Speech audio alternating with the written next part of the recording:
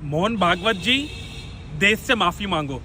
जिस तरीके से आपने देश का अपमान करा है, इस देश की आज़ादी की लड़ाई में अनेकों नौजवान साथियों ने, छात्रों ने, बुजुर्गों ने, हमारी माताओं बहनों ने अपनी कुर्बानियाँ दी हैं, अपने जीवन की कुर्बानियाँ दी हैं और अपने खून से इस देश के जो आज़ादी की लड़ाई को सींचा है। और देश के हमारे तमाम महात्मा गांधी जी से लेकर तमाम हमारे देश के जो फ्रीडम फाइटर्स हैं, आज उनकी आत्मा को भी अपमान पहुंचा आपके इस बयान से। देश की आज़ादी 1947 में मिली थी, ये देश के हर एक नागरिक जानते हैं।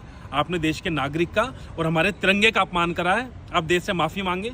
और मैं देश की राष्ट्रपति जी से ये अनुरोध करना चाहता हूँ कि तुरंत मोहन भागवत जी पर कार्रवाई होनी चाहिए और जो आरएसएस नाम की संस्था है, जिसने बार बार देश को तोड़ने का काम करा है, इस आरएसएस नाम की संस्था को तुरंत बैन करा जाए। ये वही संस्था है जिसने महिलाओं को अपमान बार बार करा है। ये वही संस्था है आज जिसके चीफ देश की जो आज़ादी की लड़ाई को, पूरी आज़ादी की लड़ाई को देश का इन्होंने अपमान करा है।